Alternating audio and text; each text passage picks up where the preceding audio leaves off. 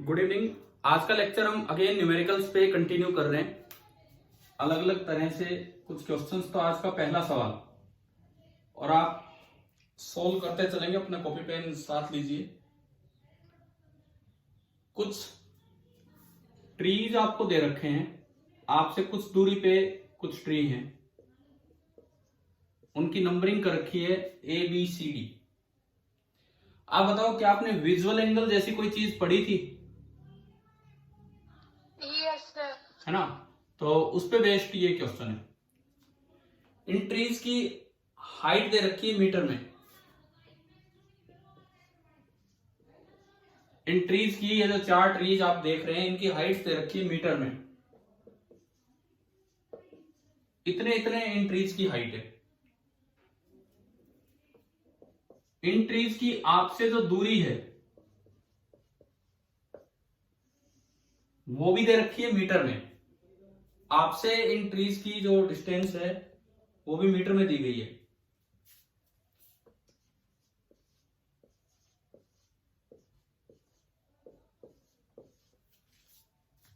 हाँ जी, क्वेश्चन दिख रहे हैं? समझ आ गए यहां तक? Yes sir. ठीक है। अब आपको ये बताना है decreasing order of apparent size में इनको अरेंज कीजिए। Arrange in decreasing order of apparent size. इसमें आप इनको अरेंज करेंगे कि ये जो 4 आपको ट्रीज दे रखे हैं, 4 ऑप्शन में बनाता हूं। पहला ऑप्शन ABCD, दूसरा ऑप्शन DBAC,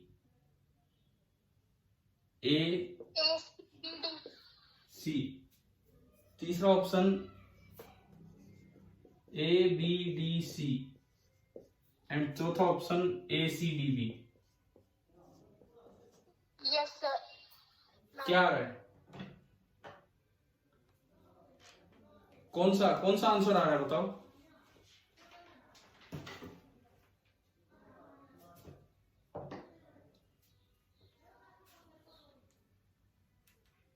कीजिए, सोल्व कीजिए। एक मिनट। हाँ ठीक है, कोई बात नहीं, आप सोल्व कीजिए।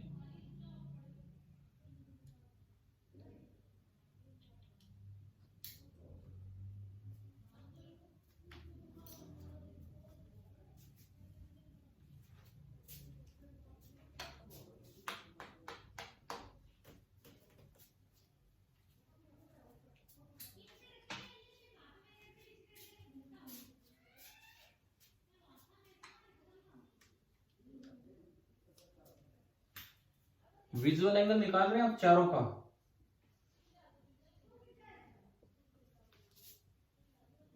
ये हमने पढ़ा होगा, tan थीटा को नियरली थीटा लिख लिया करो।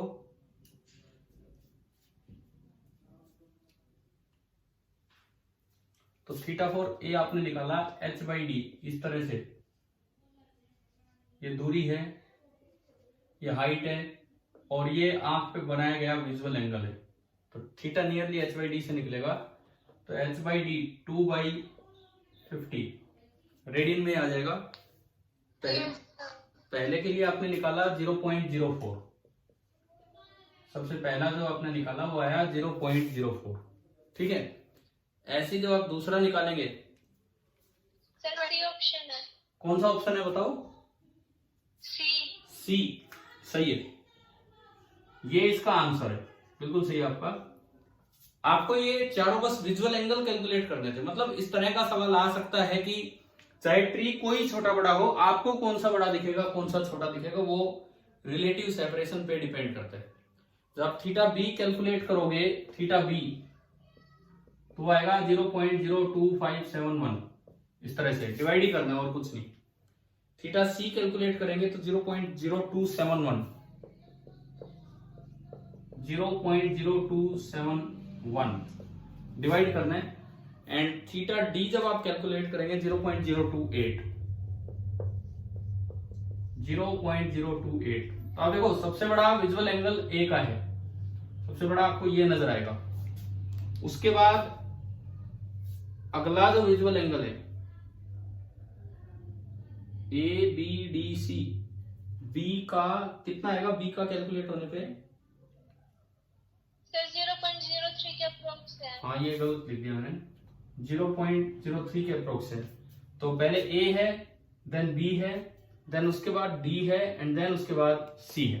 तो मतलब विजुअल एंगल पे इस तरह से सवाल बना के आ सकता है, तो आपके दिमाग में आना चाहिए कि क्या चीज आपको कैलकुलेट करनी थी यहाँ पे। ठीक है, चलिए दूसरे सवाल पे हम चलते हैं। Question number 2।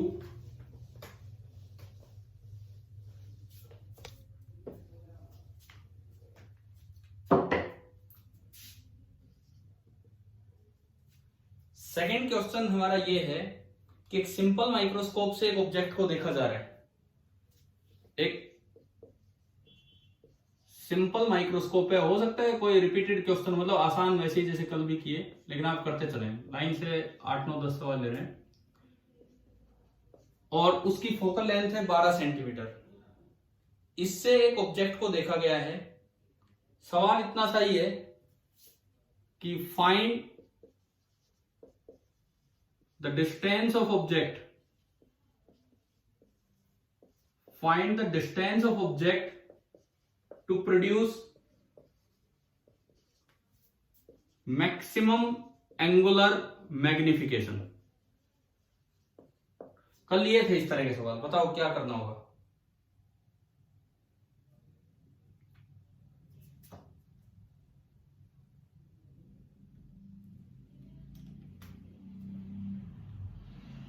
क्या क्या डिस्टेंस थी? मैक्सिमम एंगुलर मैग्निफिकेशन कब होता है?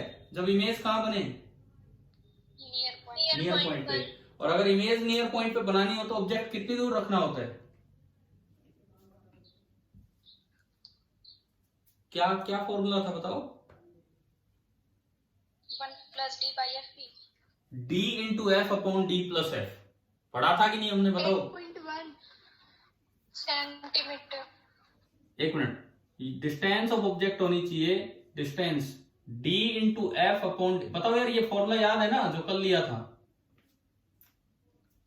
Yes sir. अगर नहीं ध्यान हो तो आप अपना ना ऐसे चेक कर सकते हो कि भाई इमेज बन रही है -d पे, u पता नहीं कितना होगा, f आपका f है, लेंस इक्वेशन लगा दो, उससे इसका नेगेटिव आ जाएगा। तो बताओ आपने सोल्व किया हो, ये लगाया हो, इसका आंसर है 8.1 सेंटीमीटर। क्या आ रहा है कि नहीं आ रहा है? देखो यस सर। ठीक है, ठीक है ना, ये तो हो ही गया आपका सीधा। अगर डी कुछ और दे रखा हो किसी आई के लिए तो वो यूज करेंगे, नहीं तो 25 सेंटीमीटर हम यूज कर लेंगे, इस तरह से। चलिए तीसरे सवाल पे चलते हैं।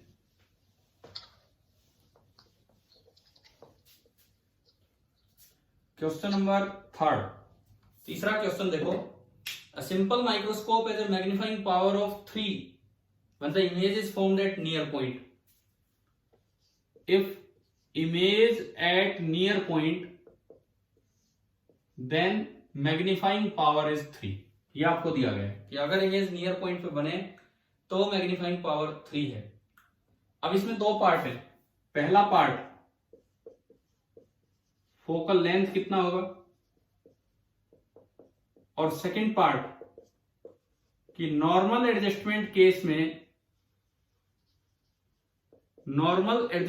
केस में मैग्नीफाइंग पावर कितनी होगी, बताओ। ऐसे छोटे छोटे सवाल सीधे आते हैं यार, नीट के भी एग्जाम में, बोर्ड के भी एग्जाम में, इस तरह से सीधे आते हैं क्वेश्चंस।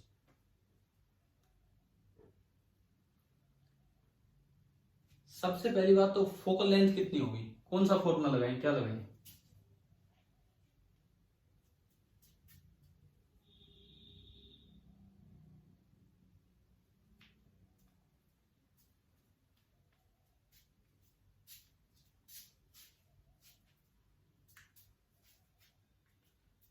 बोलो क्या फॉर्मूला लगाएं? अगर नियर पॉइंट पे इमेज बनी है तो मैग्नीफाइंग पावर का क्या फॉर्मूला होता है? सिंपल माइक्रोस्कोप की मैग्नीफाइंग पावर का क्या फॉर्मूला होता है अगर नियर पॉइंट पे इमेज बनी है तो? d/f। देखो ये इतनी गलती क्यों हो रही है? d/f होता है 1 + d/f। बस आपको ये लगाना है, मैग्नीफाइंग पावर 3 दे रखी है, 1 + d 25 सेंटीमीटर अपॉन f, तो 2 = 25 सेंटीमीटर अपॉन f। तो देखो यहां से f कितना आ गया 25/2, यानी कि इस लेंस की जो फोकल लेंथ है वो है 12.5 सेंटीमीटर। पहला पार्ट हो गया। ठीक है, सेकेंड पार्ट, नॉर्मल एडजस्टमेंट के केस में इसकी मैग्नीफाइंग पावर कितनी होगी बताओ।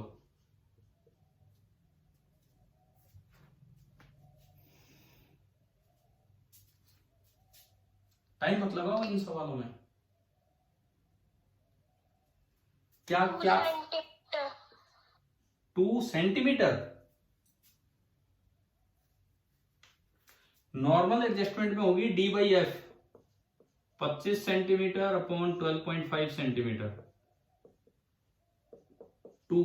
इसको आप 2 सेंटीमीटर नहीं 2x लिख सकते हैं, ऐसे लिख देते हैं कई बार 2x मतलब 2 टाइम्स 2x लिख सकते हैं, 2 सेंटीमीटर नहीं 2 टाइम्स। और चाहो तो सीधा एक यहां से घटा देते, 3 में से 1 गया 2 तो भी आंसर आ जाता। देखो ये वो क्वेश्चंस हैं जो आसान है और किसी भी लेवल पे पूछे जा सकते हैं। मतलब ऐसा थोड़ी होता है कि हर एग्जाम में मुश्किल ही मुश्किल सवाल आएंगे। अगर आपको समझ है टॉपिक के ढंग से तो ये सवाल क्लियर होने चाहिए। चलूं आगे चलूं। Yes sir. ठीक है, फोर्थ क्वेश्चन। अब जरूरी नहीं कि हर एक आई के लिए जो डी है वो 25 सेंटीमीटर पे ही हो।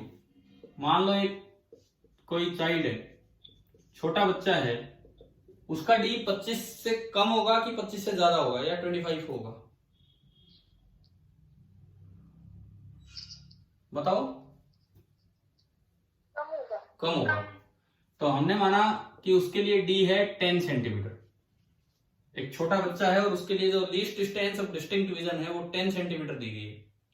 ठीक है, एक कॉन्वेक्स लेंस वो यूज करता है जिसकी फोकल लेंथ है 10 सेंटीमीटर। एक कॉन्वेक्स लेंस सिंपली वो यूज कर रहा है, इसकी फोकल लेंथ 10 सेंटीमीटर, वो एज अ मैग्नीफायर यूज कर रहा हो बच्चा। तो आपको बताना है कि उसकी एंगुलर मैग्निफिकेशन की रेंज उस बच्चे के लिए कहां से कहां तक हो सकती है। रेंज ऑफ एंगुलर मैग्निफिकेशन उस बच्चे के लिए कहां से कहां तक हो सकती है, ये हमारा सवाल है।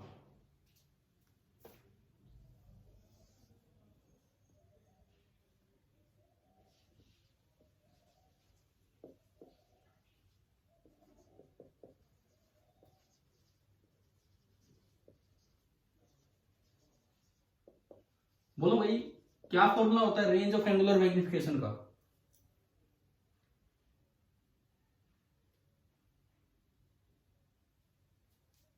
फॉर्मूला क्या होता है? एक सिंपल माइक्रोस्कोप की तरह काम कर रहा है। देखो मैं लिखूंगा फिर याद आएगा आपको, बोल नहीं रहे। क्या फॉर्मूला होता है? अब तो बोलो रेंज कहां से कहां तक होगी? 1 + D/F से लेके 1 + D/F तक। ये अलग तरह की एक आई है जिसका D 10 सेंटीमीटर पे ही है। तो बताओ ये मिनिमम रेंज क्या आई और मैक्सिमम क्या आ रही है? मिनिमम कितनी आ रही है? 1 और मैक्सिमम 2। सवाल रेंज ना पूछ के यूं आ जाए कि बताओ इस बच्चे के लिए मैक्सिमम एंगुलर मैग्निफिकेशन कितना हो सकता है, तो आंसर आ जाएगा आपका 2।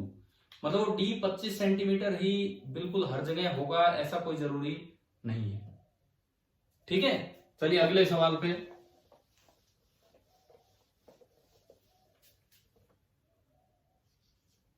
पांचवा सवाल। भाई ये जो प्रैक्टिस होती है आप इसमें थोड़ा सा इन्वॉल्व हुआ करो, किया करो क्वेश्चंस को, तब जाके बात बनेगी। नहीं तो लेक्चर का कोई मतलब ही नहीं इस तरह का। ठीक है ना, जस्ट फटाफट हम कर रहे हैं और आपसे होने चाहिए। पांचवा सवाल, मान लो एक सिंपल माइक्रोस्कोप है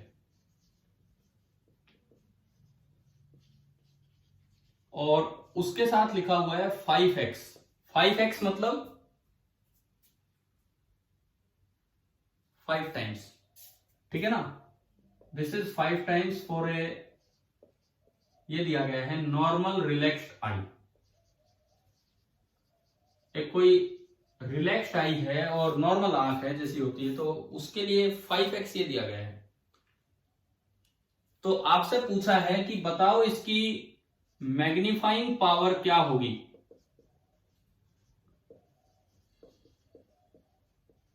इसकी मैग्नीफाइंग पावर क्या होगी किसके लिए? रिलैक्स्ड आई लेंगे, लेकिन नॉर्मल रिलैक्स्ड आई नहीं है, एक फार साइटेड रिलैक्स्ड आई है जिसका नियर पॉइंट 40 सेंटीमीटर पे। For a far sighted, 8x, एक minute, relaxed eye with near point at 40 centimetre. भाई आपने इतनी जल्दी आंसर कैसे दिया? मतलब मेरा क्वेश्चन में बोल ही रहा हूं, इतनी देर में आपने आंसर भी दे दिया, तुरंत हो गया आपसे? yes sir, चलो ठीक है, बाकी सोचिए।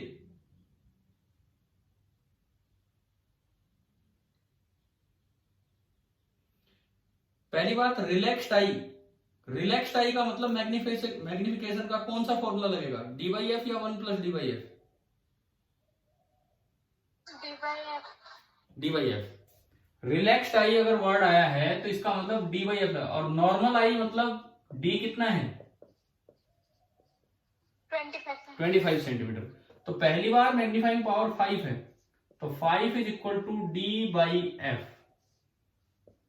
ये तो मेरे पास एफ आ गया, यहां से एफ आ गया 5 सेंटीमीटर, एफ आया 5 सेंटीमीटर। अब बोला एक फार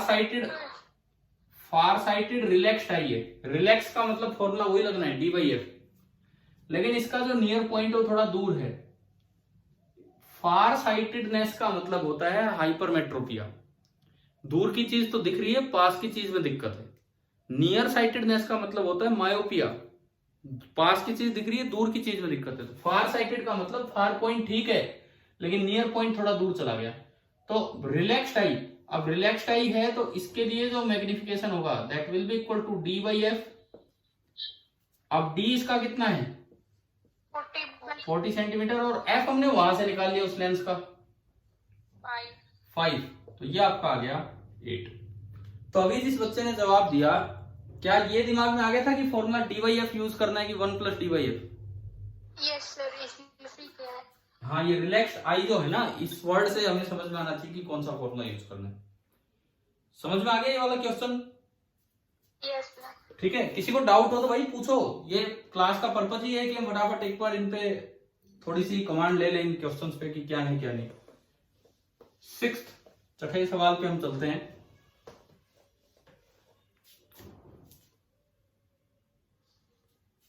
क्वेश्चन नंबर 6। ये आप देखो, जैसे मान लो आपको ये दिया गया है कि कंपाउंड माइक्रोस्कोप है। अभी तक सिंपल माइक्रोस्कोप पे चल रहे थे क्वेश्चन, अब मैं कंपाउंड माइक्रोस्कोप पे चल रहा हूं। एक ऑब्जेक्टिव लेंस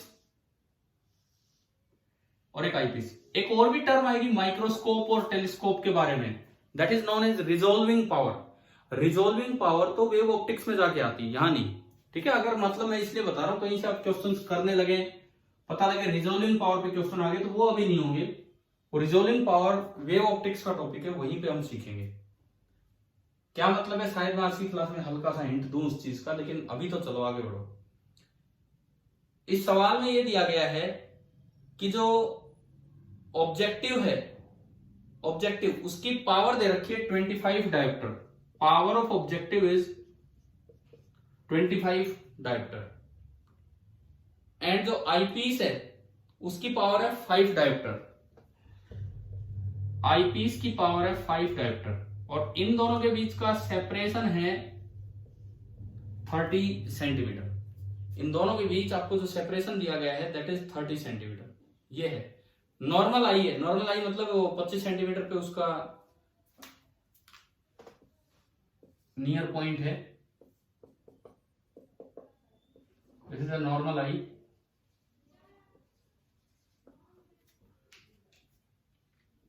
आपको इसमें निकालना है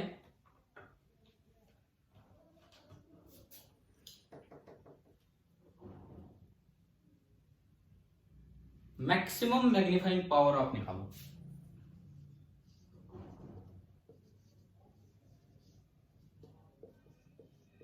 कंपाउंड माइक्रोस्कोप पे ये क्वेश्चन हमने लिया। आपको इस लेंस की मैक्सिमम मैग्नीफाइंग पावर निकालनी है किसी भी एक नॉर्मल आई के लिए। क्या होगी ये करना है।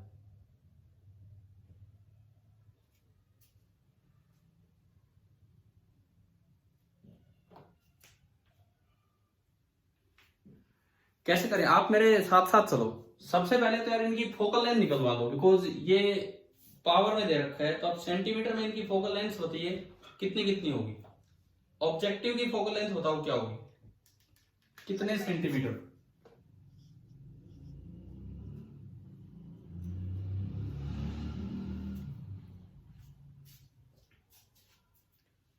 हाँ जी, फोकल लेंथ ऑफ ऑब्जेक्टिव कितने सेंटीमीटर होगी वो बताओ।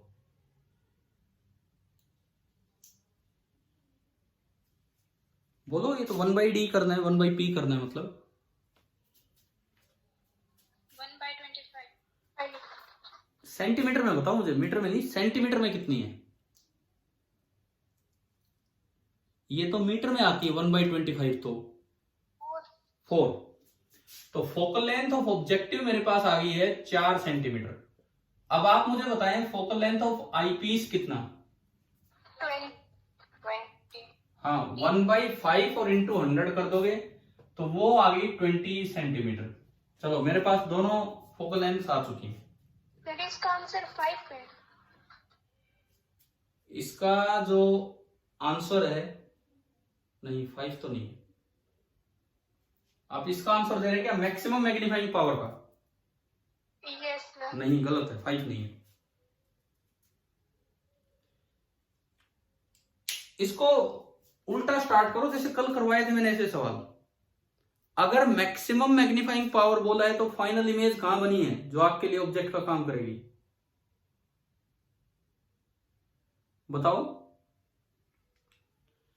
अगर मैक्सिमम मैग्निफिकेशन बोला है, मैक्सिमम मैग्नीफाइंग पावर बोला है, तो फाइनल इमेज कहां बनी है जो आपके लिए ऑब्जेक्ट का काम करेगी, जो आईपीस ने इमेज बनवाई होगी। फार पॉइंट पे कि नियर पॉइंट। नियर पॉइंट, यानी कि कहीं भी आपका नियर पॉइंट होगा, कहीं भी आपका नियर पॉइंट होगा, यहां कहीं वो इमेज बनेगी जो ये बनवाएगा। और यहां इमेज बनवाने के लिए ऑब्जेक्ट इससे कितनी दूर होना चाहिए। कई बार ये फॉर्मूला आ चुका, क्या ये पढ़ लिया कि नहीं हमने, आज भी पढ़ लिया। Yes sir. तो ये चीज सीखो ना, इसीलिए तो रिपीटेड क्लास इन पे ली जा रही है, इन क्वेश्चंस पे। ये इंपॉर्टेंट सवाल है, किस तरह से करने होते हैं देखिए। तो ये फाइनल इमेज है जो आई के लिए ऑब्जेक्ट का काम करेगी। तो इसके लिए ऑब्जेक्ट यहां होगा। सबसे पहले कर दो इसको कैलकुलेट। इसको कैलकुलेट कीजिए कि d into F upon D plus F कितना आ रहा है।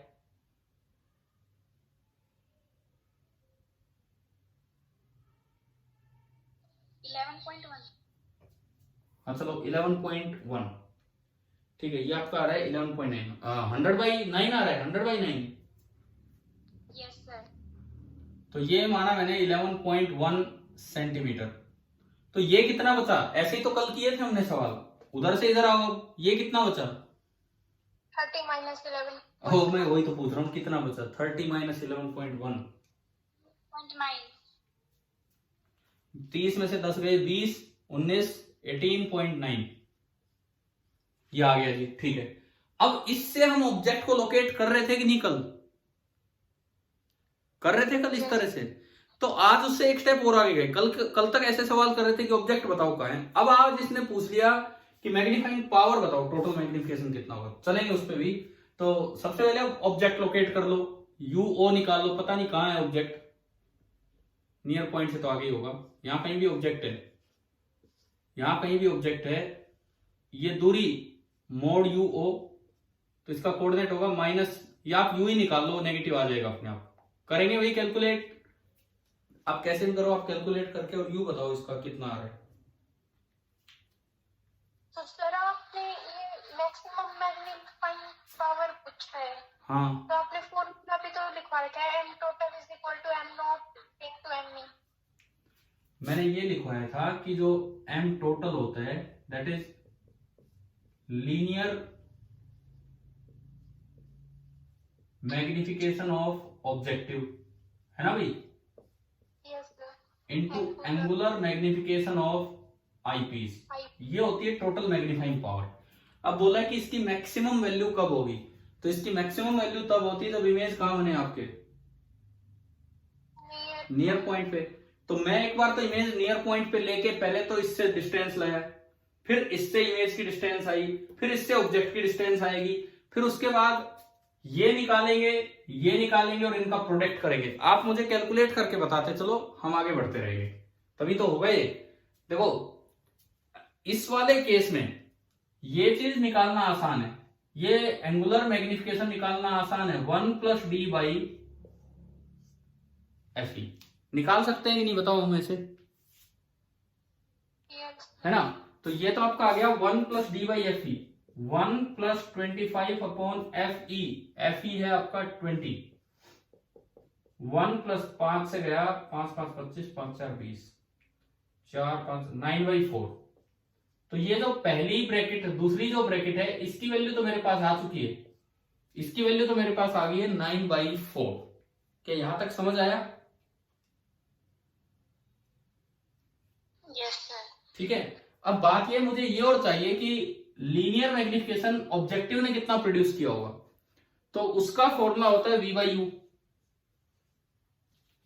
हमें इसका मोड देना होता है, क्योंकि माइनस प्लस तो केवल इन्वर्टेड और इरेक्ट के लिए होता है और कुछ नहीं। तो v/u, अब v/u के लिए v तो ये निकल गया, हाँ जी v आ गया ना, ये इसने इमेज कहां बनवाई है। Yes, sir. लेंस फॉर्मूला लगा के इससे u निकाल दो, नेगेटिव आएगा वो, निकालो एक बार। यही तो मैंने बोला था आपसे करने के लिए।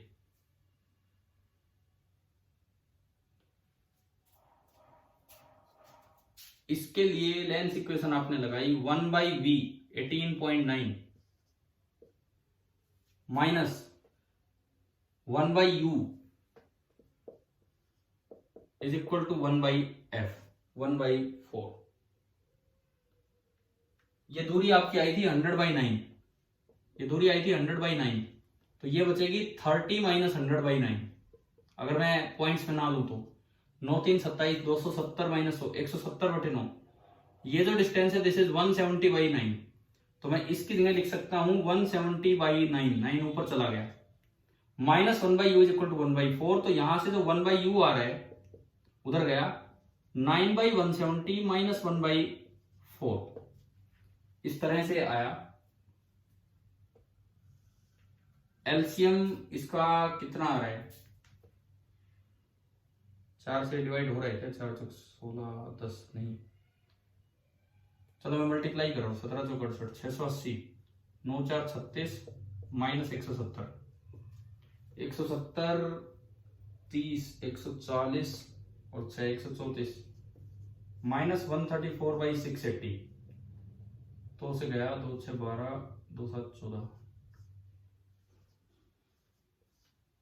माइनस 67/340। तो u आपका निकल के आया माइनस 340/67 सेंटीमीटर। तो बताओ, आपको पता लग गया कि ऑब्जेक्ट कितना पीछे रखा है,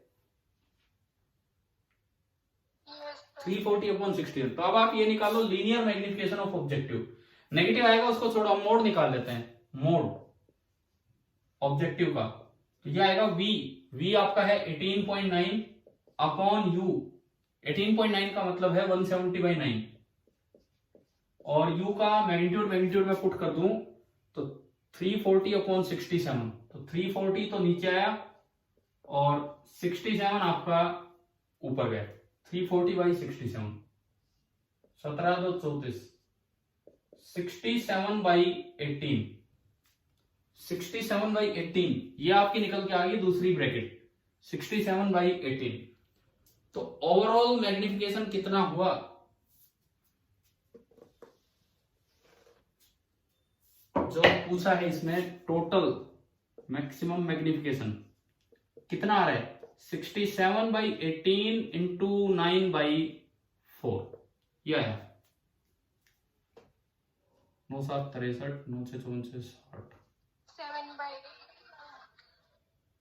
603/72, 603/72 नियरली 8 के आसपास आ रहा है। एक बार बताना है डिवाइड करके कितना आ रहा है,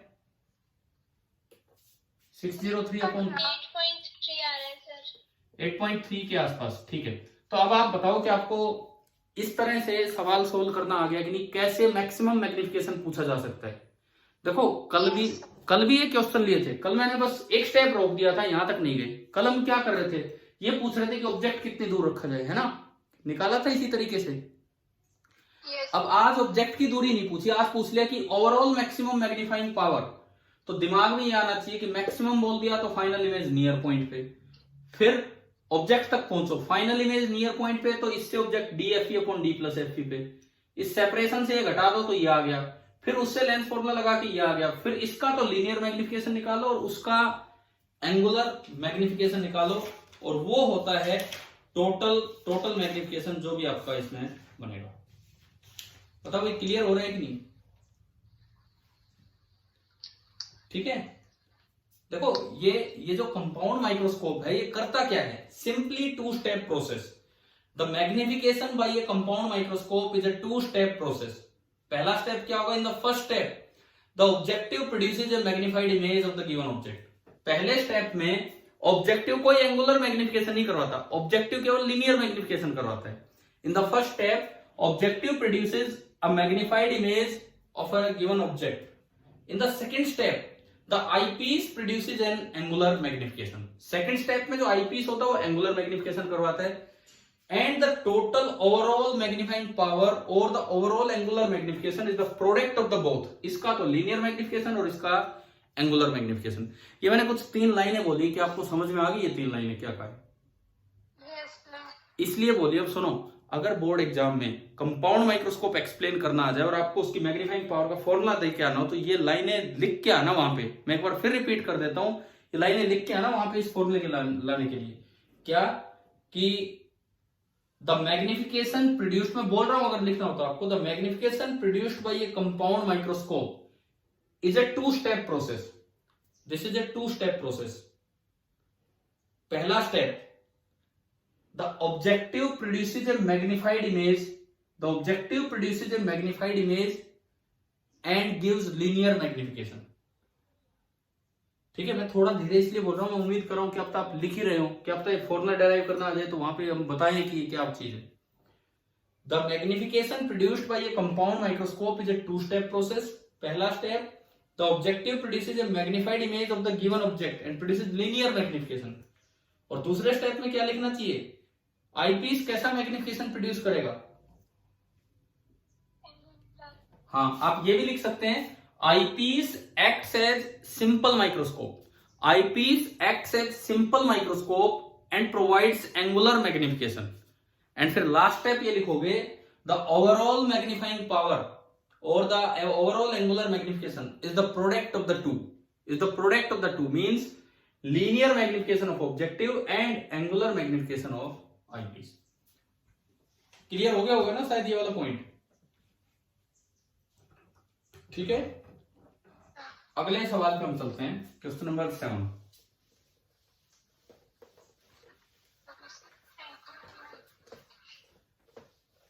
भाई ये क्वेश्चंस कर पा रहे हो ना आप? आपसे हो रहे हैं खुद सोल्व? Yes, ma'am. ठीक है, कल की क्लास भी क्वेश्चंस पे गई थी, आज की क्लास भी क्वेश्चंस पे ले रहे हैं, तो आप समझो कितना इंपॉर्टेंट टॉपिक है क्वेश्चंस के हिसाब से। क्योंकि अगर क्वेश्चन क्यों मददगार है, इसकी थ्योरी को क्लियर करवाते हैं क्वेश्चन, इसकी थ्योरी को आपको अच्छे से समझा देंगे ये सवाल, ताकि कहीं भी लिखना भी पड़े तो आप ढंग से समझ के आज के लिख सकें इस तरह से। 7वां सवाल है कि ऑब्जेक्टिव और आईपीस, उनके बीच की जो लेंथ है वो एडजस्ट की जा सकती है। हमें ये दिया गया है कि ये ऑब्जेक्टिव है और ये आईपीस है। अब ये जो लेंथ है वो अरेंजमेंट है उसमें मूव करवाने की, ये जो लेंथ है ये आप अरेंज कर सकते हो 9.8 सेंटीमीटर टू 11.8 सेंटीमीटर। ये दिया गया है कि इस लेंथ को आप एडजस्ट कर सकते हो जितना चाहो उतना। फोकल लेंथ आपको दे रखी है, ऑब्जेक्टिव की 1 सेंटीमीटर एंड आईपीस की 6 सेंटीमीटर। फोकल लेंथ आपको ये दे रखी है, ऑब्जेक्टिव की 1 सेंटीमीटर एंड आईपीस की 6 सेंटीमीटर। ठीक है, अब आपको ये बताना है, अच्छा एक चीज इसमें फिक्स कर दी कि इमेज हमेशा आंख से 24 सेंटीमीटर पे बननी है, ये फिक्स है। मतलब ये जो आंख है ना, ये जो आंख है कुछ ऐसा दे रखा है कि ये बस 24 सेंटीमीटर पे ही इमेज देखेगी अपने से। This is fixed, this is the position of final image, ये आपको दिया गया है। अब ये थोड़ा अलग सेटअप मिल गया। पहली बार तो ऐसा हुआ है कि हम इस लेंथ को भी वेरिएबल दे रहे हैं, अभी तक ऐसा कोई सवाल नहीं लिया हमने। और दूसरी बात, इमेज आपने फिक्स कर दी 24 पे, चलो वो तो पहले भी फिक्स होता था। अगर क्वेश्चन में वर्ड आ जाए मैक्सिमम मैग्नीफाइंग पावर, तो उसे कितने पे फिक्स कर रहे होते थे हम? 25 पे, ठीक है ना? तो हम उसे फिक्स करते थे 25 पे। अब इसमें दिया है कि जो इमेज है वो हमेशा 24 सेंटीमीटर में फिक्स करनी है और इस तरह से एडजस्ट करना है। तो आपको बताना है क्या बताना है? Range of magnifying power.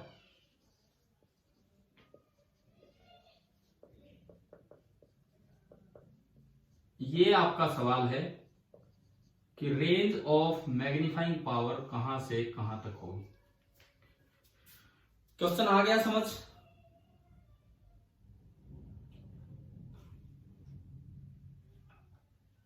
थोड़ा सा 2 मिनट विचार कीजिए, सोचिए कि भाई क्या है, किस तरह से बढ़ना चाहिए।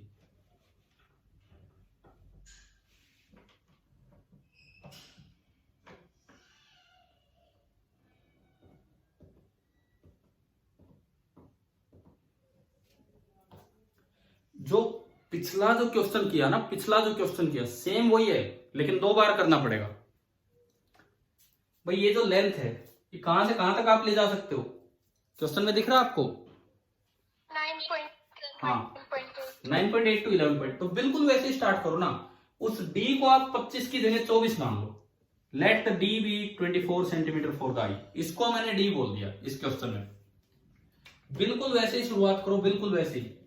अभी एक बार मैग्निफिकेशन पावर निकाल दी, मैग्नीफाइंग पावर 2 बार निकालेंगे। देखो फाइनल इमेज यहां है, अगर फाइनल इमेज यहां होती है तो ऑब्जेक्ट कितनी दूर होगा उससे?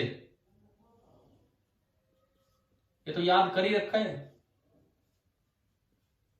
Yes. बस वो d 25 की जगह कितना ले लेना चाहिए? 24। अगर किसी के दिमाग में फॉर्मूला ना आए तो कोई बात ही नहीं है, आप इसके लिए लेंथ इक्वेशन लगाओ। इसके लिए इमेज बन रही है -24 पे, इसकी फोकल लेंथ है 6 सेंटीमीटर, इसके लिए यू निकाल लो, वो नेगेटिव आ जाएगा, वो ये आ जाएगा, बात एक ही है। अब तो हम सीधा निकालते, आप कैलकुलेशन करते रहो। आप बताओ कि ये लेंथ कितनी है, कितना आ रहा है?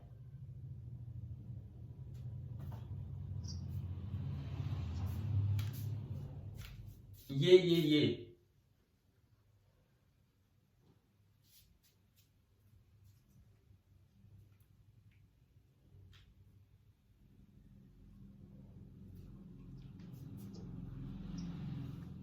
कितना आ रहा है बताएं? 4.8। चलिए ये आपकी लेंथ आई 4.8 सेंटीमीटर, ये लेंथ आ गई। अब देखो एक इसमें विजुअलाइजेशन ये है कि आपने d को ही 24 मान लिया, तो सवाल उस तरह से कन्वर्ट हो गया। नहीं तो फिर आप सोचते रहते यार ये क्या आ गया, क्या आ गया, इस तरह से। ठीक है, तो एक बार आप ये लो, पहली बार में मैं इसके लिए मैग्नीफाइंग पावर निकालता हूं। 9.8 अगर ये होता और ये 4.8 आया, देखो कितना अच्छा आ रहा है, 0.8 घटाने में कोई दिक्कत नहीं। तो अब ये लेंथ कितनी बची? ये लेंथ कितनी बची?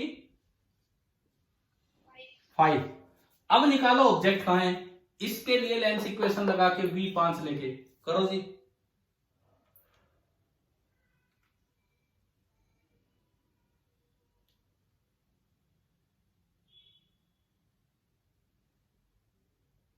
पॉइंट्स में मत बताना, फ्रैक्शन में बता दो क्या आ रहा है, न्यूमरेटर डिनोमिनेटर का यूज करके।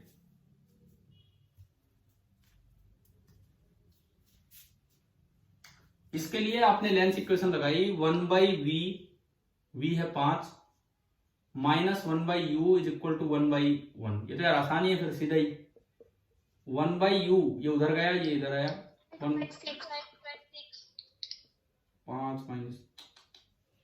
-4/5 आ रहा है, मतलब u 1/u, तो u आएगा -5/4 सेंटीमीटर। मतलब जो ऑब्जेक्ट रखा है वो यहाँ पे रखा है और इससे 5/4 सेंटीमीटर इधर। देखो वही सेम चीज रिपीट हो रही है। क्या समझ आया यहां तक? आ गया यहां तक समझ? तो इस वक्त जब ये 9.8 था तो उस वक्त आप बता दो कि मैग्निफिकेशन कितना है। कैसे निकालते हैं टोटल मैग्निफिकेशन? 2 स्टेप प्रोसेस से। पहले का तो क्या लिखें, लीनियर तो होगा v बाई यू, मैं मोड ले लूं बस वो बहुत है, माइनस तो केवल ये बताएगा कि इन्वर्टेड है। v by you 5/5/4, 5/5/4। बताओ आगे पहले का और दूसरे का एंगुलर, ये पास बनी है इमेज, ये least distance of distinct region पे बनी है, तो क्या फॉर्मूला है 1 + d बाई एफ। समझ आया? ठीक है। लेकिन डी कितना है इस सवाल में, 24। क्वेश्चन नहीं बोलता 24 डी है, आपको खुद समझ होनी चाहिए कि भाई ये 24 लेंगे तो उस केस से कंपेयर हो गया। एफ ई 6, 24/6, 4 + 1 5, ये 5 बोलो 20। तो एक रेंज तो आ गई, एक साइड तो आ गई कि 20। बताओ पहली बार क्लियर हुआ ये? ठीक है। अब दूसरी बार यही काम रिपीट करना है, क्या वैल्यू लेते हुए, कि सेपरेशन कितना लेते हुए दोनों लेंसेज के बीच का, 11.8। फिर से मेरा सवाल, क्या इस लेंथ में कोई फर्क आना है कि सेम रहेगी? सेम, ये सेम रहेगी पूरा 11.8। 11.8 में से 4.8 गया तो ये कितना बचा? 7। ये आपका बचा 7 सेंटीमीटर। अच्छा ये 7 बचा तो u निकालो, ये 7 बचा तो ये 1/7, ये आपका आया 1/7 - 1, एलसीएम 7 - 6/7, तो u आ गया 7/6, तो ये दूरी आ गई 7/6। चलो जी अब उधर चलो, क्या इसमें कोई फर्क है? इसमें उसमें कोई फर्क नहीं है, वो वही आएगा 24/6, 4 + 1, यानी कि ये तो 5 ही आना है।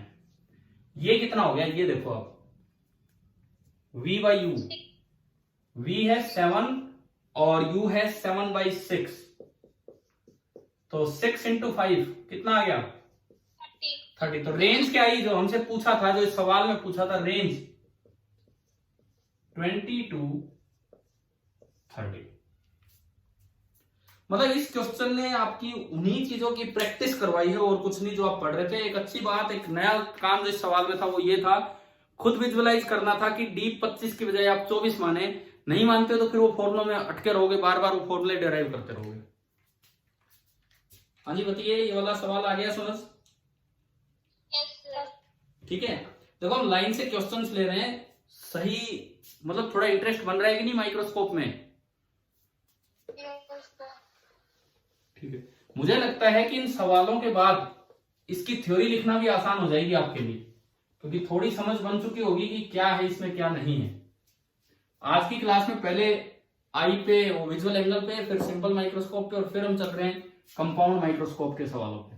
8वां सवाल देखो, अब इसमें मैं आपको थोड़ा सा आइडिया देता हूं कि रिजोल्विंग पावर का क्या मतलब है। हालांकि रिजोल्विंग पावर आगे आना है, चलो कोई नहीं, स्किप करते हैं इस क्वेश्चन को, क्योंकि रिजोल्विंग पावर वैसे मैं बता देता हूं। जैसे रिजोल्विंग पावर होती क्या है भाई, मैंने 2 पॉइंट बनाए, आप बताओ आपको 2 दिख रहे हैं कि आपको 1 दिख रहा है? नहीं, पहले ये बताओ, ये 2 पॉइंट बनाए, आपको 2 दिख रहे हैं कि 1 दिख रहे हैं? 2। फिर मैंने ये 2 पॉइंट बनाए, थोड़ा पास कर दिए, अब 2 दिख रहे हैं कि 1? देखो झूठ मत बोलना, सही में 2 दिखे तो ही बताना, ठीक है। फिर मैंने फिर से 2 पॉइंट बनाए, अब आपको 2 नजर आ रहे हैं कि 1 नजर आ रहा है? 2। यार कैसा मोबाइल ले रखा है। फिर मैंने फिर 2 पॉइंट बना दिए, अब आपको 2 दिख रहे हैं कि 1 दिख रहा है? 2। अरे इतना कितना जूम किए जा रहे हो उसको, नॉर्मल देख के बताओ ना। चलो अब बताओ, मैंने फिर 2 पॉइंट बना दिए, अब 2 दिख रहे कि 1? अरे मैंने बनाया 1 है तो 2 कैसे दिख गए इस बार? सुनो, यही होती है रिजोल्विंग पावर, कि आप अगर 2 पॉइंट बहुत पास पास बना दें, आप अगर बहुत पास पास 2 पॉइंट बना दें, तो हमारी आंखें उनको डिस्टिंग्विश नहीं कर पाती है कि वो 2 पॉइंट है, हमें ऑलमोस्ट वो 1 ही दिखता है। यार आपको पता है हमारी स्किन में भी पोर्स हैं, काफी छिद्र हैं कि नहीं है ना? हमारे चेहरे पे भी हैं। क्या चेहरे पे गड्ढे गड्ढे दिखते रहते हैं क्या? किसी के भी आप मुंह पे देखते हो, दिखते रहते हैं इस तरह से पोर्स? नहीं दिखते। वो कारण है वही रिजोल्विंग पावर। रिजोल्यूशन थोड़ा सा चेंज कर देना। कई बार क्या होता है, जैसे टीवी पे आपने देखा होगा कुछ ऐसी चीजें होती है न्यूज में भी जो फोटो नहीं दिखाना चाहते हैं। अरे कोई डेड बॉडी है, कुछ है, तो कई बार वो उसको अलग सा नहीं कर देते हैं कि आपको नजर नहीं आ रहा क्या है। तो वो रिजोल्यूशन खराब कर देते हैं। रिजोल्यूशन खराब कर देते हैं मतलब आप उन चीजों को पहचान नहीं पा रहे हैं। तो ये जो कॉन्सेप्ट है, this is the resolving power. अब रिजोल्विंग पावर के फॉर्मूले, रिजोल्विंग पावर ऐसा क्यों है कि क्यों हम दो पास पास वाले पॉइंट्स को अलग अलग नहीं देख पा रहे जबकि वो दो अलग ऑब्जेक्ट हैं? इसका कारण है कि हमारा आंख में एक लेंस है, और लेंस से जब रेज चलेंगी तो कुछ वेव ऑप्टिक्स का पार्ट इसमें शामिल होगा, डिफ्रेक्शन वगैरह की। उससे पॉइंट ऑब्जेक्ट की पॉइंट इमेज नहीं बनती बल्कि एक बड़ी इमेज बनती है। और दो पॉइंट ऑब्जेक्ट पास पास होंगे तो दो बड़ी इमेज आपस में कोइंसाइड कर जाएंगी और इसलिए वो एक ही इमेज नजर आ रहा होता है। सो समथिंग लाइक दैट, इस तरह की कोई चीज रिजोल्विंग पावर में आ सकती है। अब मान लो इस पे सवाल यहां आ जाए, तो अगर रिजोल्विंग पावर के फॉर्मूले पे बेस हो जब तो आप कर ही नहीं पाएंगे। हम रिजोल्विंग पावर के फॉर्मूले पे ही बेस्ड हो तब तो आप उसे सोल्व ही नहीं कर पाएंगे। मान लो इस तरह का क्वेश्चन में लिखूं कि एक आंख है और वो ज्यादा से ज्यादा किनको अलग अलग देख पा रही है। देखो ये नॉर्मल कोई आई है, इससे 25 सेंटीमीटर दूर,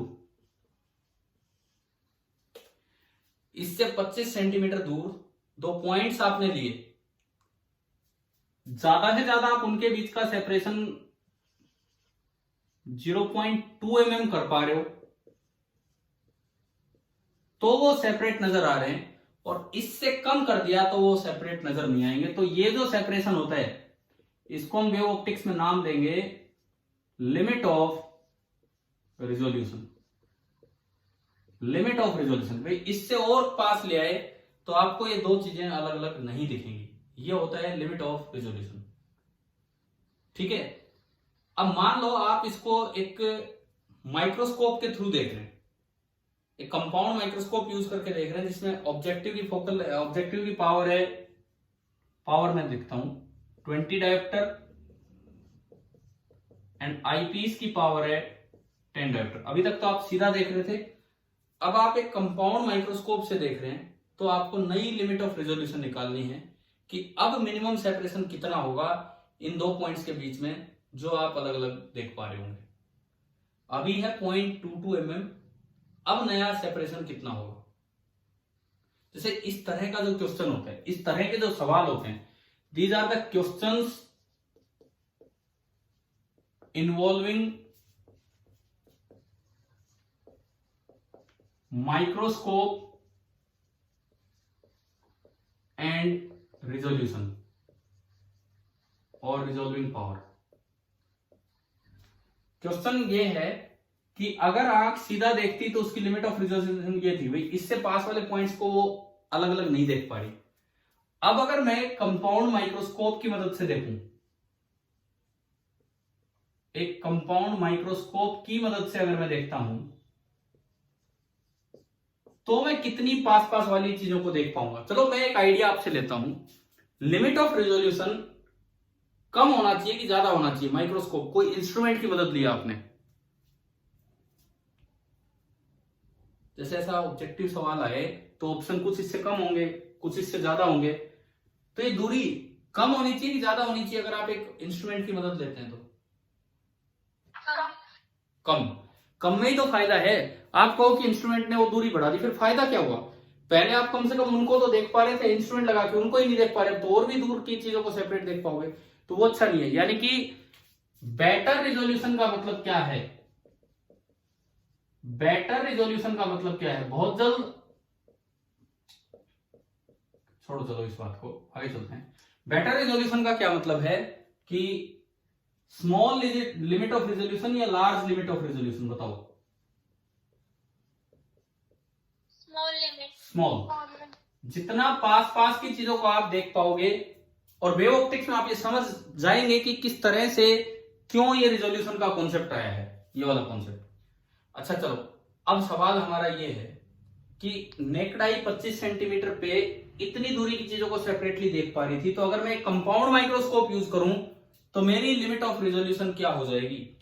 अब मैं कैसे सोल्व करूं इसको, क्या रिजोल्विंग पावर के फॉर्मूले यूज होंगे या ये क्वेश्चन वैसे ही सोल्व हो सकता है, ये मैं आपको दे रहा हूं होमवर्क, ट्राई करेंगे इसे। Yes sir. ठीक है, हमने थोड़ा सा रिजोल्यूशन का आइडिया दिया क्या है क्या नहीं, साथ में ये सवाल आपको होमवर्क में दिया है, तो ये आप ट्राई करेंगे। ठीक है, मैं आंसर बता देता हूं आपको इसका, ताकि आपसे हुआ नहीं हुआ वो आपको पता रहे। इसका जो आंसर है दैट इज 0.04 मिलीमीटर, ये इसका आंसर है। अपना लिख लो, ये इसका आंसर है, आपको ये ट्राई करना है ये क्वेश्चन। ठीक है, अगला सवाल, मिटा दो इसको, यस सर। ये जरूर ट्राई करना है, शायद रिजोल्यूशन क्या होता है आपको शायद समझ आ ही गया हो।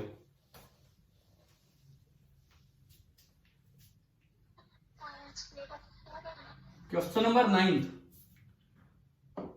9वां सवाल देखिए कि एक कंपाउंड माइक्रोस्कोप है, उसकी मैग्नीफाइंग पावर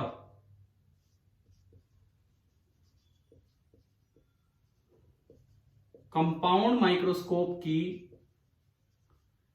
मैग्नीफाइंग पावर है 100, मैग्नीफाइंग पावर 100 दी है। कब? ये तब है when image is at infinity, जब इमेज इंफिनिटी पे है तो उसकी मैग्नीफाइंग पावर इतनी है। जो ऑब्जेक्टिव है, जो भी आपका ऑब्जेक्टिव लेंस है, उसकी फोकल लेंथ आपको दे रखी है 0.5 सेंटीमीटर। सेपरेशन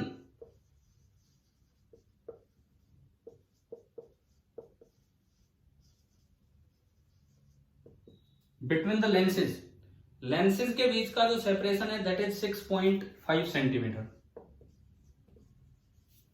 तो आपको निकालना है कि आई पीस की फोकल लेंथ क्या होगी। ये मैं होमवर्क ही दे रहा हूं भाई, अभी एक दो क्वेश्चंस ढंग से आप नोट कीजिए क्या क्या है। Magnifying power of compound microscope is 100 when the image is formed at infinity, और जो उसमें ऑब्जेक्टिव है उसकी फोकल लेंथ दे रखी है 0.5 सेंटीमीटर। दोनों लेंसेज के बीच का सेपरेशन आपको दे रखा है 6.5 सेंटीमीटर। तो आपको निकालना है कि आई पीस जो है उसकी फोकल लेंथ क्या होगी, ये आपको निकालना है। कर दोगे ट्राई?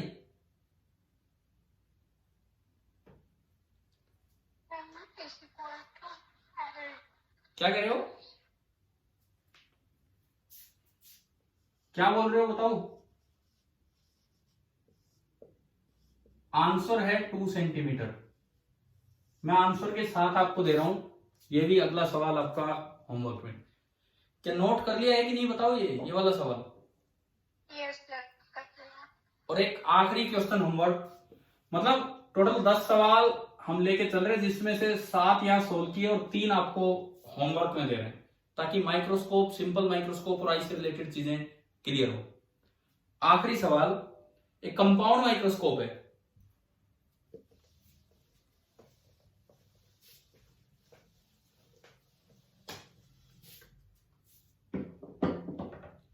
एक कंपाउंड माइक्रोस्कोप है,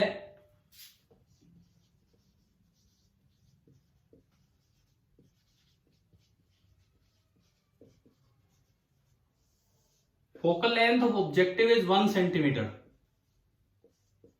focal length of eyepiece is 5 centimetre. Objective की फोकल लेंथ 1 सेंटीमीटर, आईपीस की है 5 सेंटीमीटर। अब एक ऑब्जेक्ट रखा गया है 0.5 सेंटीमीटर दूर ऑब्जेक्टिव से, मतलब आपको ये दे रखा है u from objective.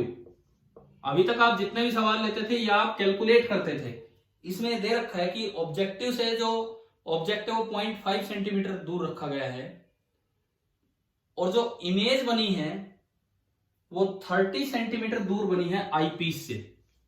Image is formed on a screen, मतलब ये जो क्वेश्चन है माइक्रोस्कोप की तरह नहीं, लेंस की तरह हम आपको सवाल दे रहे हैं। जो यूओ मतलब distance of object from objective, and V E मतलब distance of image from eyepiece. जो ऑब्जेक्ट दिया है वो दिया है 0.5 सेंटीमीटर पे ऑब्जेक्टिव से, और जो इमेज बनी है वो स्क्रीन पे मिली है 30 सेंटीमीटर दूर, स्क्रीन पे मिली है। अब आपको ये सोचना है कि क्या है, स्क्रीन पे इमेज मिली है 30 सेंटीमीटर दूर, कहां से, आईपीस से। तो आपको बताना है कि सेपरेशन बिटवीन द लेंसेज कितना है। आपको ये निकालना है कि सेपरेशन बिटवीन द लेंसेज कितना है। थोड़ा सा अलग है, थोड़ा ध्यान से करना। ये सोचना कि स्क्रीन पे इमेज मिली है, इसका क्या मतलब है। आंसर मैं इसका भी दे देता हूं ताकि आपको पता रहे कि आपने ट्राई किया तो आपसे हुआ कि नहीं हुआ। और इसका आंसर है 5 सेंटीमीटर। अब बताओ, आखिरी 3 क्वेश्चन मैंने आपको होमवर्क में दिए हैं, करेंगे ना आप, कल तक कर लेंगे ट्राई? Yes sir. ठीक है, ठीक है। तो भाई ये आपका होमवर्क है, अपना करना, कल फिर मिलते हैं। Thank you.